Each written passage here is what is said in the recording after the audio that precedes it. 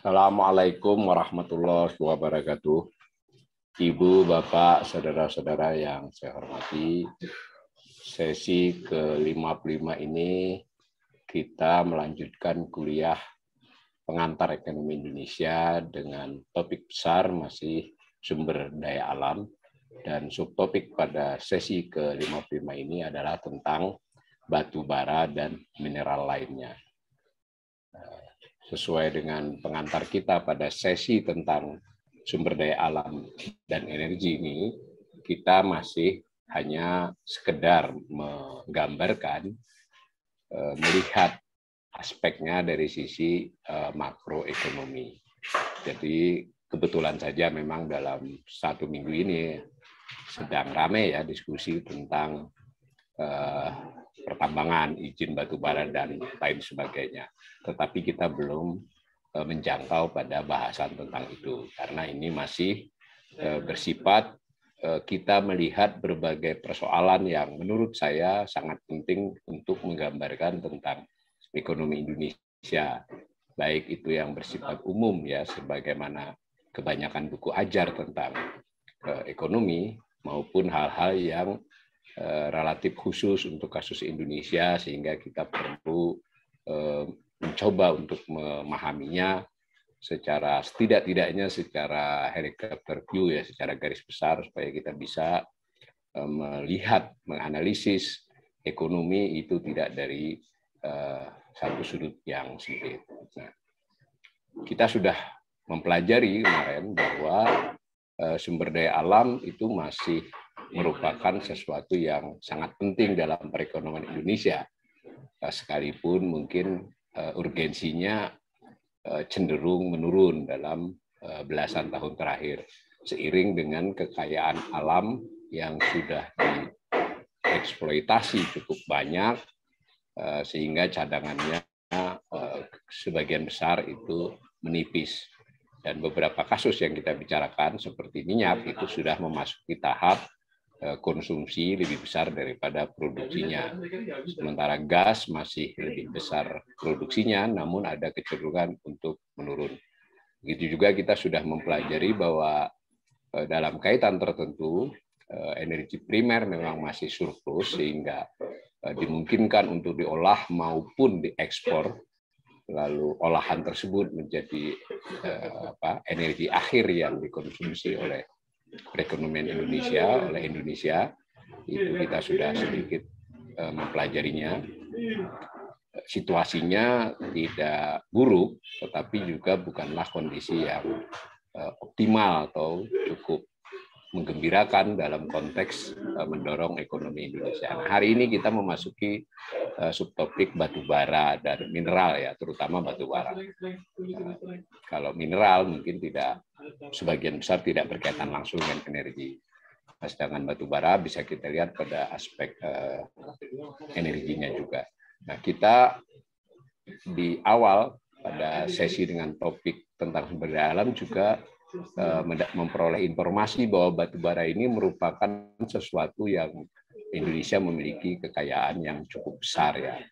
Jadi sampai saat ini pun resources kita, sumber daya yang terkandung dalam bumi Indonesia, sekalipun sudah dieksploitasi, diproduksi cukup besar-besaran selama belasan tahun terakhir, masih cukup banyak. Menurut catatan Kementerian SDM itu masih sekitar 144 miliar ton ya. Satuannya dalam hal ini ton, 144 miliar diduga, dan sekitar lebih dari 30%-nya itu sudah terbukti ya, artinya itu sudah tinggal di tambang, sedangkan yang sisanya itu sudah bisa, hampir bisa dipastikan, namun masih memerlukan upaya-upaya lebih jauh dalam proses eksplorasinya.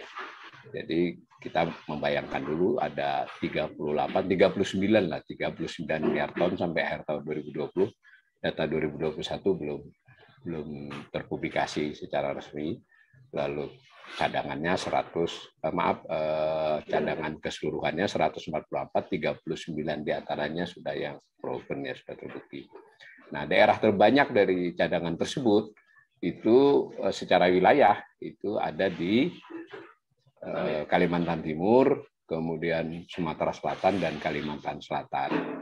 Nah, kita bisa lihat itu di grafik yang saya salin dari Handbook of Energy and Statistical Economy 2020. Jadi Handbook of Energy dan Statistik Ekonomi ini sebenarnya diterbitkan oleh Kementerian ESDM tiap tahun. Ya, ini sebuah statistik yang menurut saya cukup baik. Ya, kita para pembelajar ekonomi mesti rajin mendownload dan kemudian mengolahnya jika ada kesempatan. Sayangnya bentuknya PDF ya, jadi Kementerian SDM tidak menyediakan dalam bentuk Excel yang langsung kita bisa olah. Dan dalam beberapa tahun publikasinya kita juga harus berhati-hati, kadang ada perubahan definisi atau perluasan cakupan.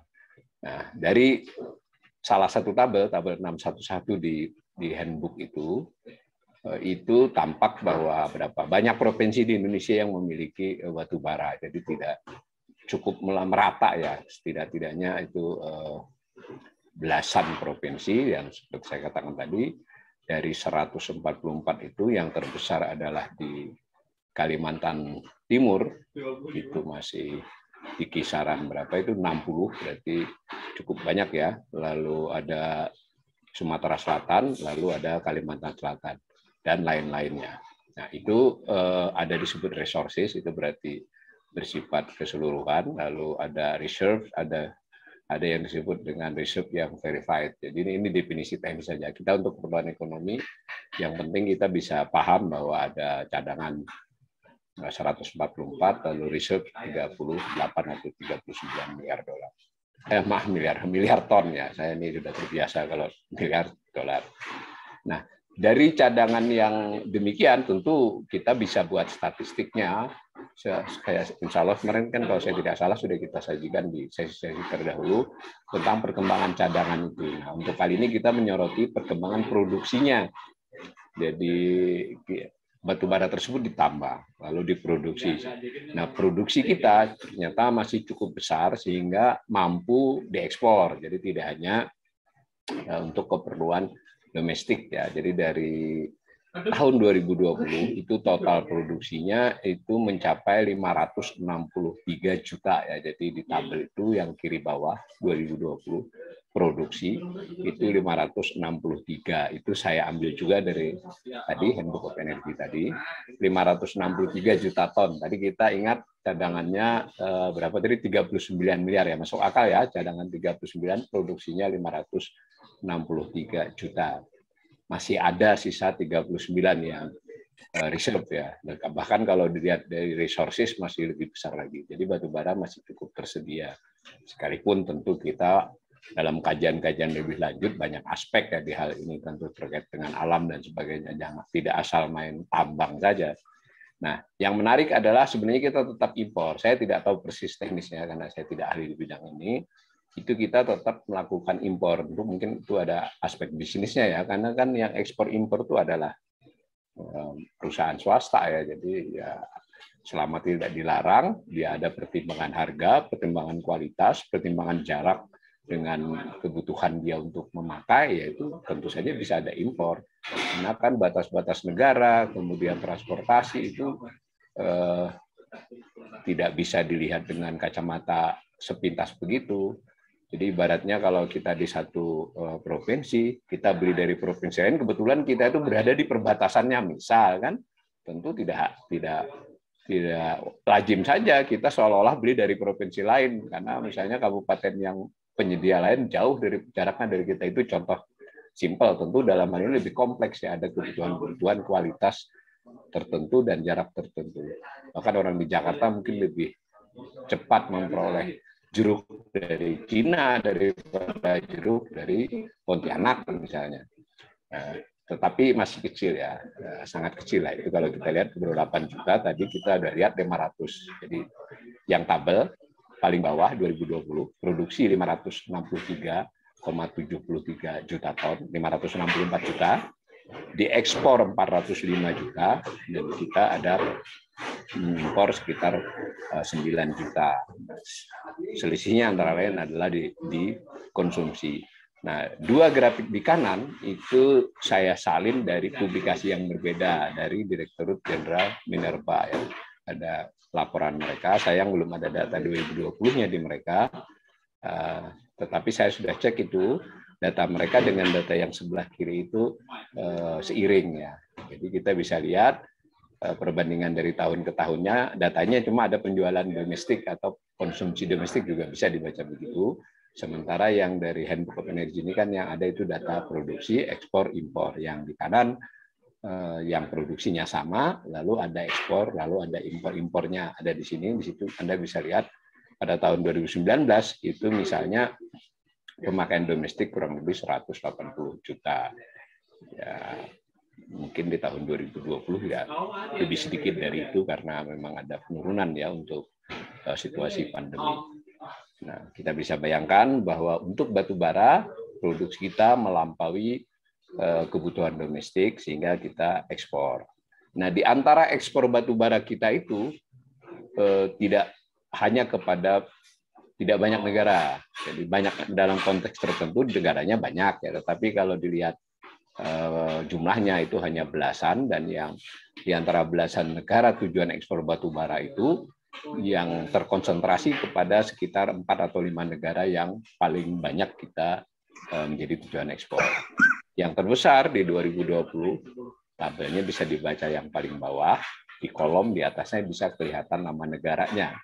Nah, Cina itu di tahun 2020 kita bisa mengekspor 127,78 juta. Berarti tadi 128 juta ya. Tadi ingat di atas tadi kita ingat totalnya adalah sekitar 405 juta ya. Jadi 128 juta dari 405. Jadi cukup signifikan ya. Nah, negara lain yang juga besar adalah India. 97 juta. Dan kita perhatikan dibandingkan dengan 2019, baik Cina maupun India, karena kondisi pandemi di 2020, ada penurunan ekspor. Cuma menariknya juga adalah dibandingkan dengan 2018, 2019 itu terjadi peningkatan ekspor yang berlipat ya. Jadi di tahun-tahun sebelumnya hanya 63 misalnya, 63 juta.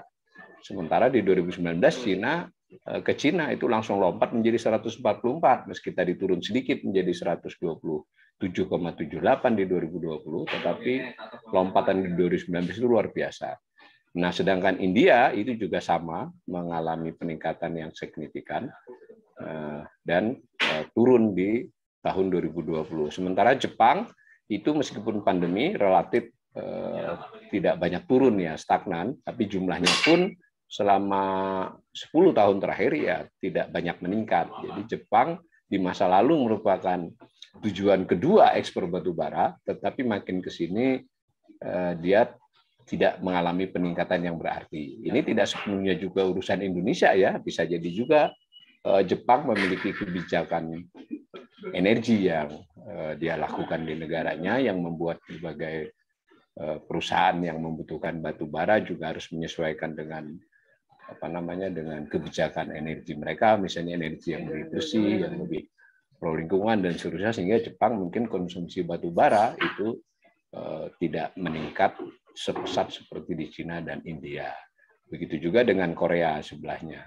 Nah, yang menarik, Anda bisa lihat juga kolom Filipina, di mana Filipina merupakan salah satu tujuan yang pelan-pelan makin besar, bahkan kini lebih besar dari Jepang.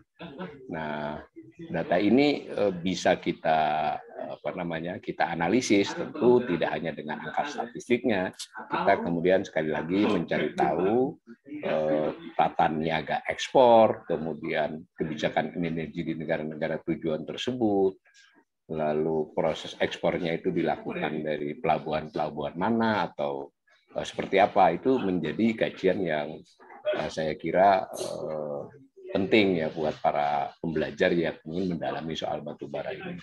Apalagi dalam aspek-aspek itu pula, sebuah perekonomian seperti Indonesia kadang ada aspek-aspek teknis yang terkait dengan nilai tambah, surplus, para pihak yang menjadi pelaku utamanya. Dan jangan lupa ya, batu bara ini dalam sejarah perekonomian Indonesia adalah satu sektor, ya subsektor sebenarnya kan, bukan sektor, yang tercatat menyumbang menyumbang pertumbuhan kelas kaya ya. Jadi banyak orang yang terlibat di industri batubara itu menjadi miliarder, menjadi jutawan yang kemudian dari surplusnya di batubara merambah kepada sektor-sektor lain. Jadi ini merupakan kajian yang serius. Di sisi lain, batubara juga adalah satu tema, satu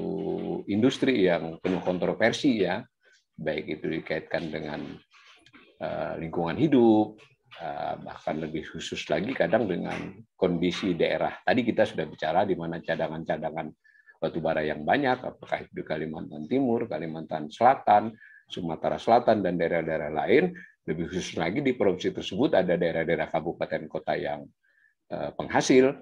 Itu tema batubara juga bisa kita kaitkan dengan bagaimana dengan perkembangan perekonomian di daerah yang bersangkutan, bagaimana pertumbuhan kesejahteraan masyarakat yang bersangkutan.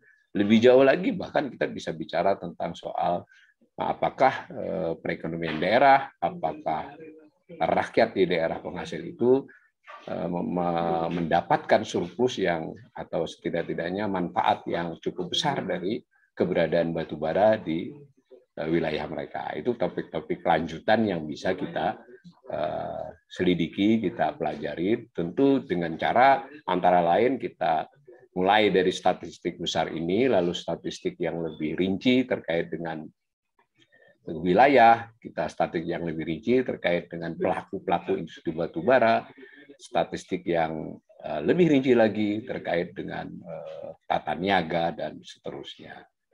Nah, kemudian kita juga tadi sudah mendapatkan pemahaman bahwa dari produksi batubara yang cukup banyak tersebut diekspor sangat banyak, tapi masih banyak juga yang dilakukan penjualan di dalam negeri atau dikonsumsi di dalam negeri. Nah, kurang lebih berapa itu saya tadi sudah nulis tapi tidak sempat ngetik presentasinya. Jadi 105 dari 405 ya. Jadi kurang lebih sedikit di bawah sekitar 26%-nya. Jadi dari 405 itu kita lihat tadi di atas, kita ekspor dari 565 diekspor 405. Nah, ada yang dikonsumsi kurang lebih 105. Itu konsumsi dalam negeri, ada yang paling banyak itu dipakai untuk pembangkit listrik ya. Maaf tadi yang 105 itu khusus pembangkit listrik. Kalau untuk seluruh penjual dalam negeri kurang lebih 131,88 juta ton ya. 132 lah kita bulatkan, 132 juta ton dari konsumsi atau penjualan batubara di dalam negeri. Nah, berbanding dengan 405 yang diekspor tadi ya.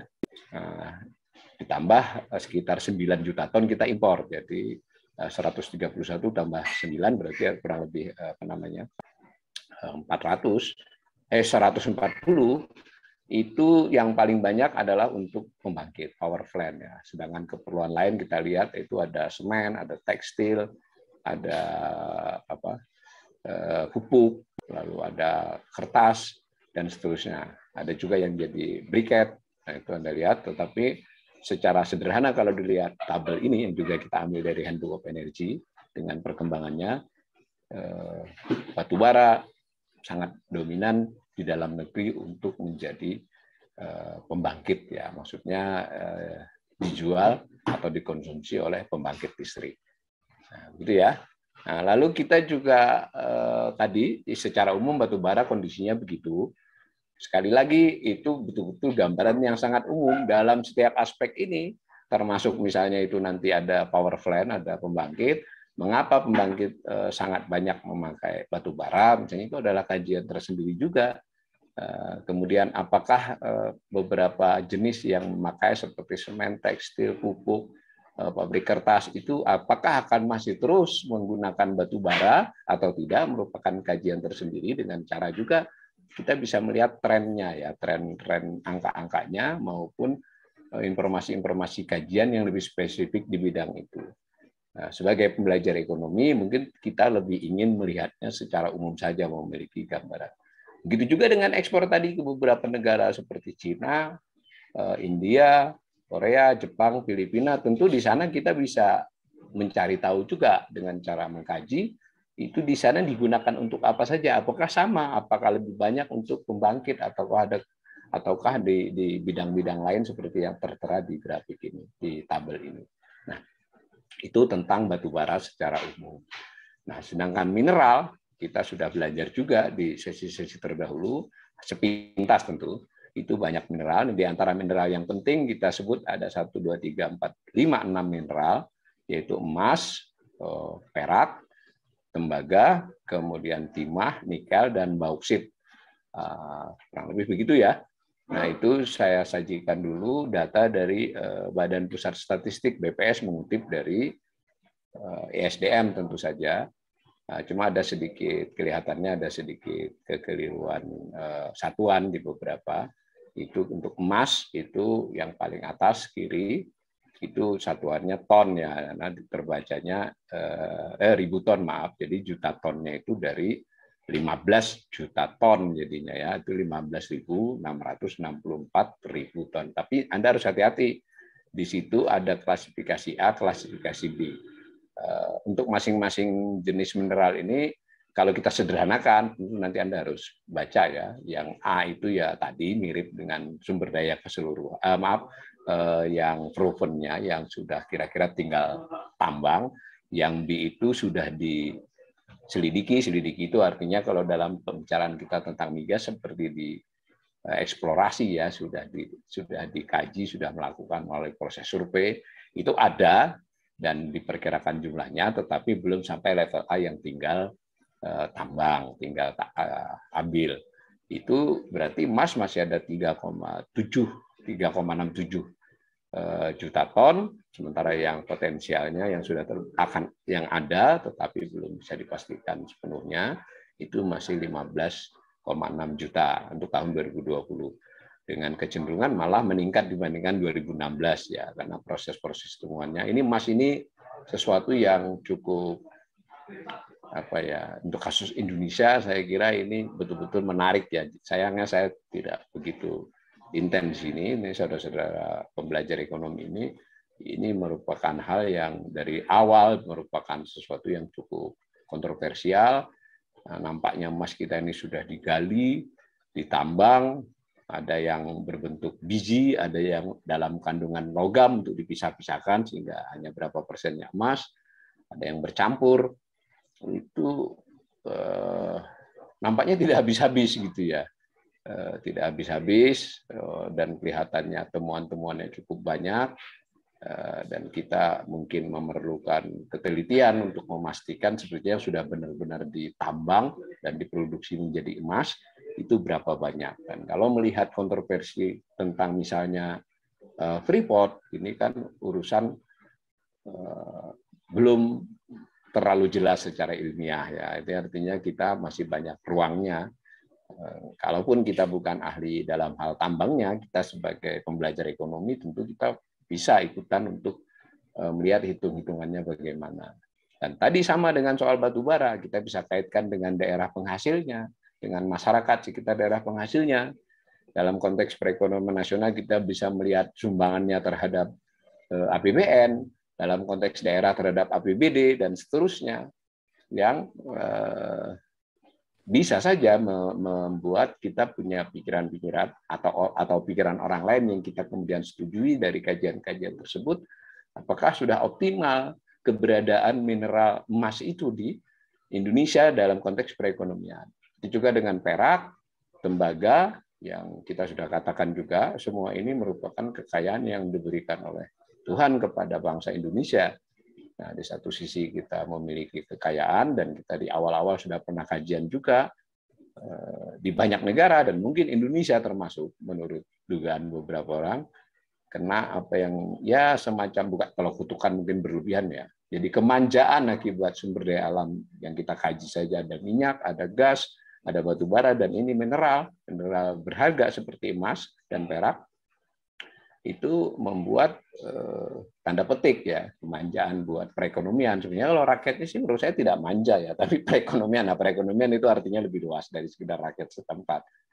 Yang membuat hasil-hasil tersebut sejauh ini tahun 2021 belum bisa membawa Indonesia menjadi negara yang maju ya, artinya dari ibaratnya rumah tangga itu kalau kita memiliki core, memiliki inti, kita dapat kekayaan dari satu sumber, kita bisa mentransformasikannya menjadi kekuatan kita, menjadi modal untuk mengembangkan aspek lain. Nah, itu kan kita bisa menjadi kaya sebagai keluarga. Nah, negara juga begitu, dari hasil sumber daya alam itu secara teoritis kita memperoleh surplus, kita ini bisa negara, pemerintah bisa negara keseluruhan, artinya termasuk rakyatnya ya, rakyat dan pelaku swastanya, ditambah dengan pemerintahnya, keseluruhannya negara, dia secara teoritis kan bisa mentransformasikannya menjadi pengembangan kepada industri-industri lain atau perekonomian keseluruhan. Tapi kasus banyak negara, mereka yang dimanjakan dengan sumber daya alam yang besar, itu lebih terlambat atau terhambat bisa, tergantung sudut pandang kita ya, untuk transformasi perekonomiannya menjadi lebih modern, lebih terindustrialisasi. Nah, semacam itu. Nah, ini mungkin kontroversi kajian yang masih terus berlangsung sampai sekarang. Sekali lagi kita perhatikan ada timah, ada nikel, ini cadangan ya, bukan produksi ya, saya ulangi, cadangan di perut bumi. Bauksit itu ada tahun 2016-2020. Nah, tabel kanannya itu yang sifatnya di dalam logam, jadi bercampur, yang di sini berbentuk biji yang sebelah kiri. Nah, bagaimana dengan produksinya dari sumber yang seperti itu? Itu kan stok tahun, akhir tahun. Nah, yang ini yang dikeluarkan dari perut bumi produksinya. Nah, itu saya ambilkan juga dari data publikasi Ditjen Minerba ya. Di ESDM kan ada Direktorat Jenderalnya, ada Direktorat Jenderal Minerba, ada Ditjen Ketenaga Listrikan, ada Ditjen Migas. Nah, semacam itu. Sayangnya data juga di situ baru disajikan sampai 2019, tapi kita bisa melihat data produksi yang di publikasi yang lain sampai 2020. Karena kajian kita ini untuk memperlihatkan gambaran umum, data sampai 2019 juga sudah cukup memadai. Itu pun saya gabung dari dua publikasi ya, dua publikasi tahun. Tidak sempat, mestinya kalau saudara-saudara nanti tertarik, Anda bisa cek publikasinya atau dari data ini Anda olah menjadi Excel untuk masing-masing produksi itu, bahkan mesti bisa mundur ke belakang dari tahun-tahun yang lebih lama. Nah, itu tampak bahwa produksi di tahun 2019 untuk emas itu sudah mencapai 109 ribu ton ya, 100 bukan 109 juta ya, maaf 109 juta ton. Maaf ini ton ya, bukan juta, tadi stoknya ya 109 ton. Lalu perak juga ada, kemudian timah sampai 76.000 ton, lalu nikel. Nah, nikel ini juga sebuah tema yang belakangan ini mengangkat ya, karena ini kita juga harus paham perkembangan ilmu pengetahuan di dunia, perkembangan teknologi dan seterusnya membuat beberapa sumber daya alam bisa meningkat nilainya ya, akibat perkembangan yang membutuhkan dia. Kita sudah tahu ada litium ya, litium bagian dari nikel kalau saya tidak salah, saya tidak begitu ahli ya. Itu menjadi perhatian khusus. Nah, mungkin tidak hanya emas dan perak saja, dan tampaknya Indonesia ini merupakan negara yang entah nanti ada perkembangan satu jenis atau subjenis dari mineral menjadi lebih berharga dari sebelumnya, sepertinya Indonesia tetap punya gitu. Nah, sehingga kita tadi selain melihat stoknya, resources-nya dan reserves-nya, tapi kita juga melihat produksinya. Nah, sekali lagi untuk kajian lebih lanjut, kita kemudian mencari tahu perusahaan-perusahaan apa, bagaimana kebijakan pemerintah, daerah-daerah mana, bagaimana pembagian surplusnya. Pembagian ini tidak harus aturan ya, tetapi bisa fakta. Pembagian surplusnya untuk perekonomian itu bisakah perekonomian setempat atau Indonesia mendapatkan kontribusi dari jenis-jenis mineral ini. Yang jelas produksinya cukup besar ya, kalau dilihat gambar itu saja timah masih terus diproduksi meskipun nilainya di beberapa tahun terakhir relatif stagnan, fluktuasi. Nikel juga cukup stabil di 5-6 tahun terakhir. Emas mengalami peningkatan, kita tidak punya data 2020, meski juga stabil di beberapa tahun terakhir. Nah, tembaga itu sedikit menurun, tetapi tetap dalam jumlah yang cukup besar. Nah, nanti kita kaitkan dengan cadangan, apakah dia masih banyak atau potensi produksi di depan menjadi sangat kecil atau mengecil. Hanya tadi kita sudah kajian juga di sesi-sesi terdahulu soal cadangan ini terkait pula dengan investasi untuk melakukan penyelidikan, untuk melakukan upaya menemukan cadangan-cadangan baru yang secara umum untuk kasus migas, berarti yang lain bisa kita pakai juga, disebut eksplorasi ya. Di sini ketergantungan kita dengan beberapa perusahaan yang sudah berpengalaman di bidang itu juga cukup tinggi.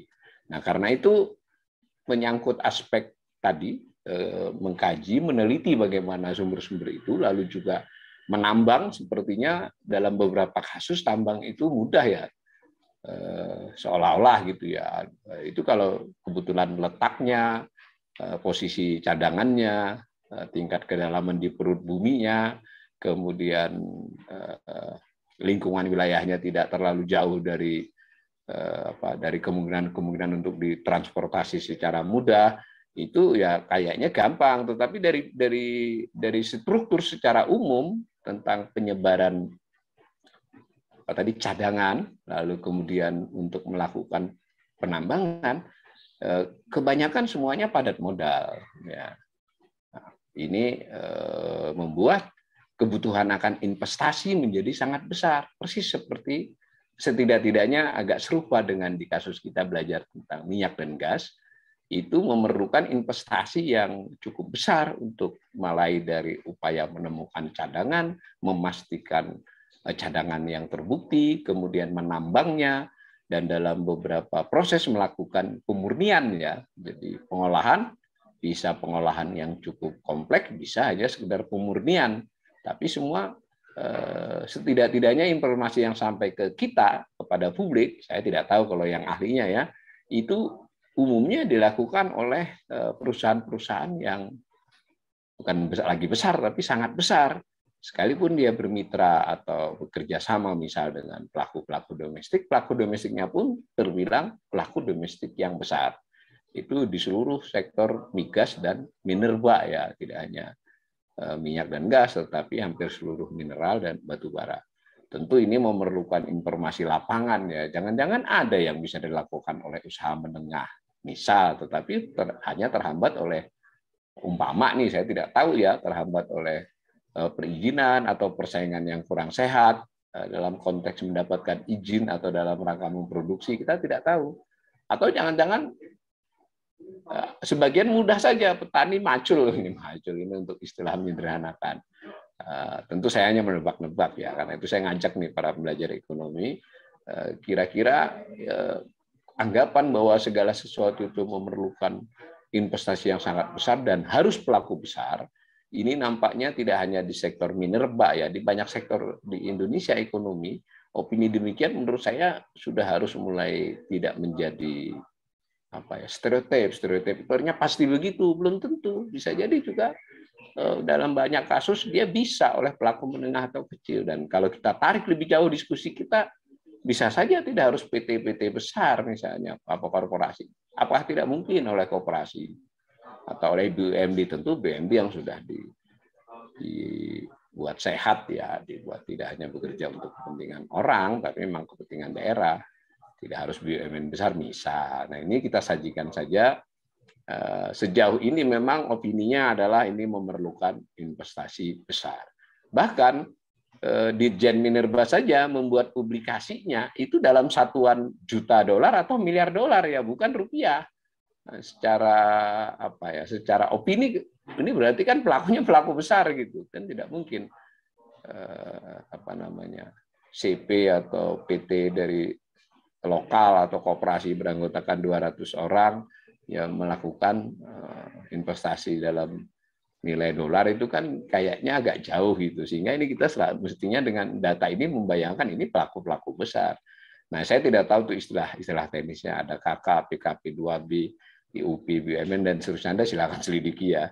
Intinya kalau lihat totalnya saja itu. Nah, itu kalau di gambar itu kebetulan juga saya sambung karena tidak disediakan data yang yang sudah user friendly ya. Harusnya saya mengolahnya, tetapi mohon maaf ini sekarang banyak agenda sehingga saya sajikan saja begini supaya juga PR nih buat kawan-kawan pembelajar kalau bisa mengolah sendiri, dan syukur-syukur nanti saya dibagi ya supaya saya dapat file Excel-nya dan sudah kelihatan grafiknya.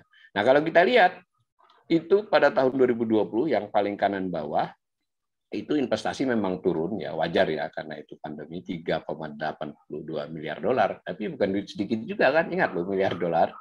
Nah, di 2019 mencapai 6,5 miliar dolar investasinya di sektor minerba.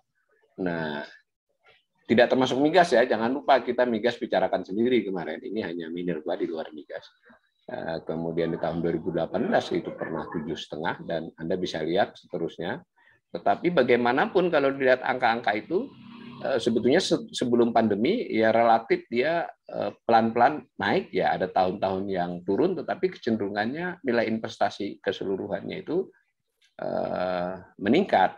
Nah, yang meningkat investasi di bagian apa silakan dibaca. Terus terang saya belum begitu paham perbedaannya. Anda mungkin dengan buat pembelajar pemula yang sama dengan saya baru memulai ini bisa melakukan bacaan terhadap. Untungnya dalam konteks laporan di Jari Minerba, Kementerian ESDM itu saya kira banyak publikasinya yang kalau kita baca pelan-pelan ya membuat kita bisa mengerti. Dan lalu kalau kita satu tahap lebih jauh dari informasi umum yang diberikan oleh Kementerian ESDM dan statistik yang umum itu, yang meskipun belum user friendly menurut saya, itu kita kemudian bisa menggoogling atau mencari dengan mesin pencari yang lain. Kita lihat kajian-kajian para pihak yang lebih fokus di bidang ini, baik itu ahli ataukah itu perusahaan-perusahaan. Nah, lalu kita juga punya sumber-sumber internasional.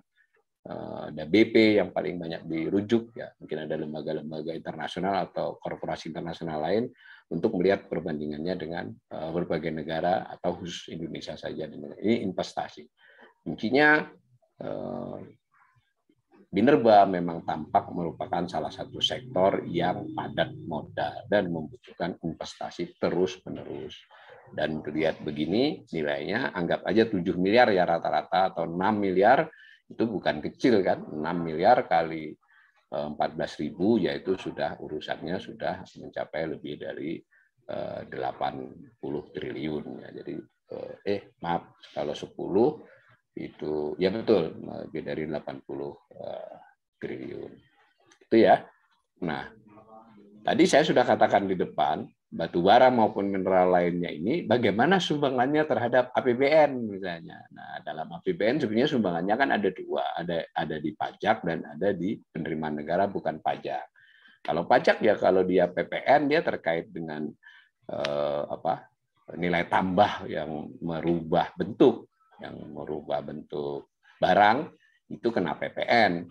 Dalam konteks PPH, ya berarti pelaku-pelakunya itu sebagai korporasi itu kena PPH. Itu juga orangnya kalau memang makin kaya, lalu dia ada pajak pribadi, maka secara teoritis jika batu bara, misalnya batu bara ya, dan ini dalam hal ini keseluruhan mineral dan batu bara, itu mestinya akan meningkatkan pajak yang cukup besar lewat PPN maupun PPH.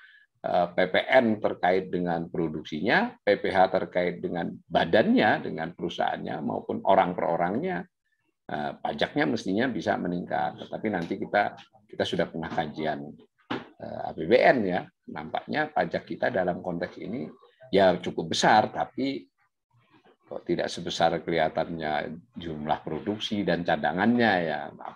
Mungkin ini perlu pelajari lebih jauh, dan saya sudah ingatkan tadi di depan meskipun saya tidak sajikan datanya, mereka perusahaan-perusahaan atau orang per orang yang menjadi pemilik saham besar di perusahaan-perusahaan terkait minerba itu nampak cepat mengalami pertumbuhan kekayaan dalam tempo 5-10 tahun lalu beralih kepada sektor lain dan tetap cukup berhasil dan kita bisa menggoogling nama-nama mereka.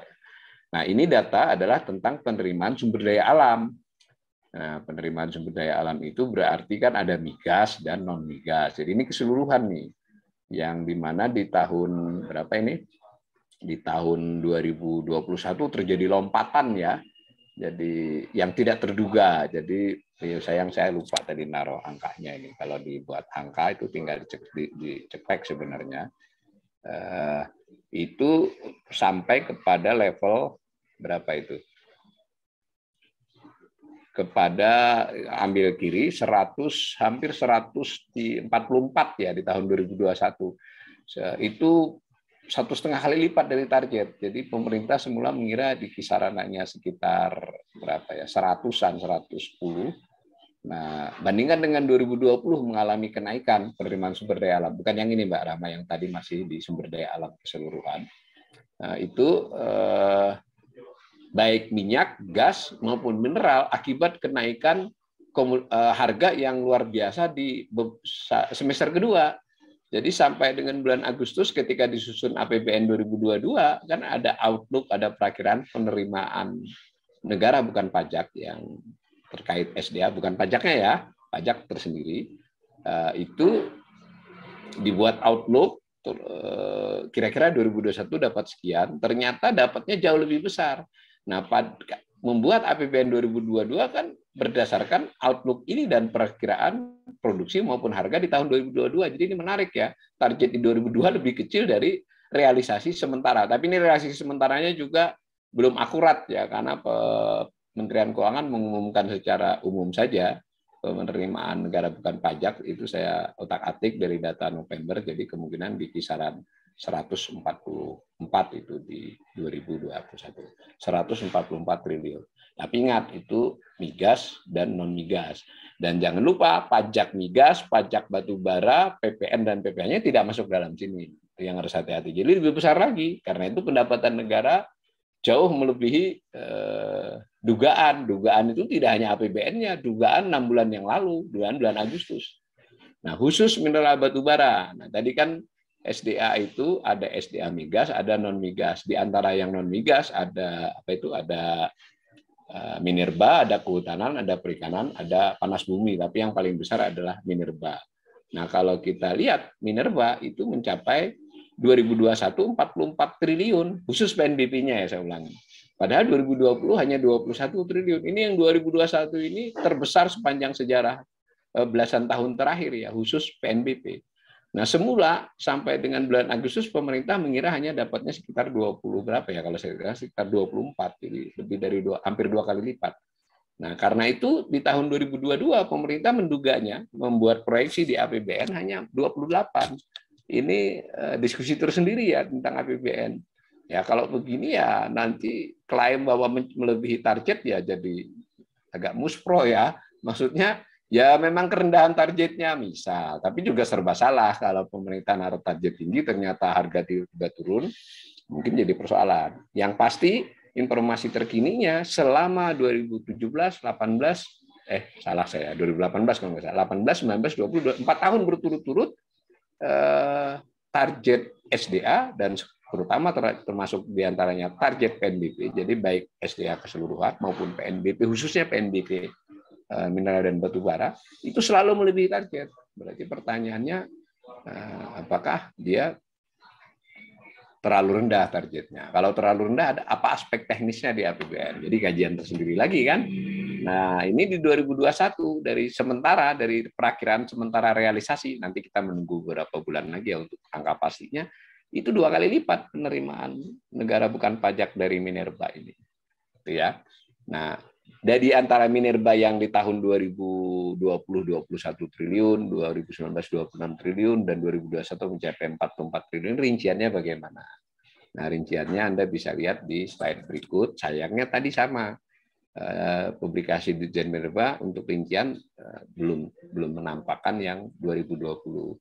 Jadi ada yang terkait dengan penjualan hasil tambang, ada yang royalti, ada yang iuran tetap. Itu ada aturannya ya, bagiannya PNBP, bagiannya pemerintah pusat berapa. Nah, di sini juga banyak beberapa masalah teknis ya, tentang royalti yang apakah 26 triliun, nanti kita belum tahu 2020 tadi dengan peningkatan melonjak tadi, berapa bagian dari royalti dan seterusnya. Bahkan kita bisa mencari tahu, menghitung atau melihat kajian orang yang lebih ahli dari kita, keseluruhan minerba itu sendiri produksi dikali tren harganya kan bisa dapat juga, sehingga kita bisa melihat PNBP itu berapa persen dari keseluruhan nilai produksi dikali harga. Itu cara paling sederhana. Nah, itu ya. Nah, lalu yang belakangan ini juga menjadi kehebohan terus-menerus beberapa tahun terakhir, itu adalah terkait dengan pengolahan dan pemurnian. Jadi kan banyak aturan-aturan teknis yang kemudian pro kontra. Dia harus misalnya kayak batu bara harus ada soal smelter, ada soal macam-macam. Nah, ini kita lihat perkembangan fasilitas pengolahan dan pemurnian. Jadi disebut pemurnian karena sebagiannya tidak mengolah secara kompleks ya, tetapi lebih memurnikan.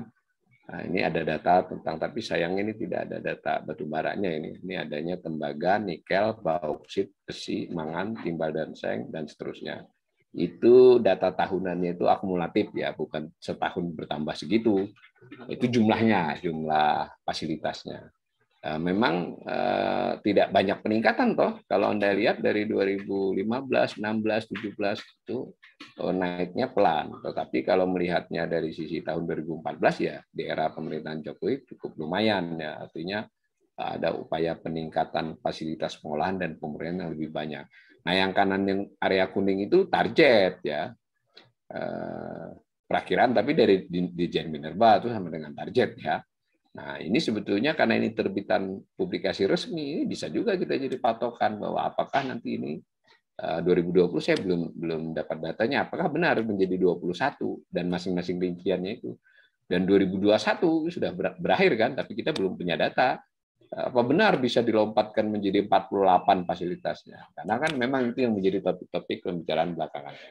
Demikian ya, mudah-mudahan gambaran umum tentang batu bara dan mineral ini membuat kita memiliki sedikit gambaran umum nanti untuk memulai mengkaji di aspek-aspek mana saja tentang minerba dalam konteks perekonomian Indonesia. Assalamualaikum warahmatullahi wabarakatuh.